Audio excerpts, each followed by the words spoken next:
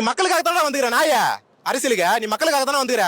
மக்களை நீ தானே பாதுகாக்கணும். அப்ப மக்களுக்கு ஒரு பாதிப்புனா நீ இந்த கூட்டத்தை ரத்து பண்ணிட்டு போக வந்தேனா? இல்ல டைம் ஆயிடுச்சு நீ வராம போயிட்டு கேன்சல் பண்ணிட்டு போக வந்தேனா?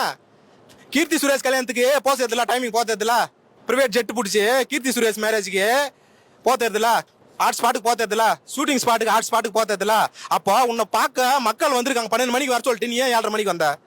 அப்ப இது தப்பா தெரியலையா உனக்கு? ஒரு கொஞ்சம் கூட மன வருத்தமே இல்லையா? ஒரு சாரி கேட்கணுன்ற ஒரு எண்ணம் கூட இல்லையா? அப்போ உன் மேல எந்த தப்புமே இல்லையா? நான் கேக்குறேன் எந்த தப்புமே இல்லைன்னா நீ ஏன் 20 லட்சம் குடிச்சா?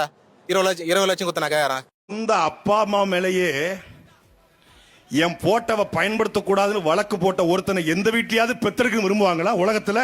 சொந்த அப்பா அவரை மாமியாருக்கு சோப்பு போடுற மாதிரி காட்சி உருவாக்கி, அவரை பெண்களுடைய பேண்ட் பாக்கெட்ல கைவிடுற மாதிரி காட்சியை வச்சு அவரை அப்படி உருவாக்கி எல்லாம் பண்ணி செட்டப் பண்ணி உருவாக்கி கொண்டு வந்த அப்பா, அந்த அப்பா என் பெயரை பயன்படுத்த கூடாது என்று வழக்கு போட்ட ஒரு சைக்கோ இந்த மக்களுக்கு உண்மையா இருப்பான்னு எப்படிதான் நம்புறீங்க?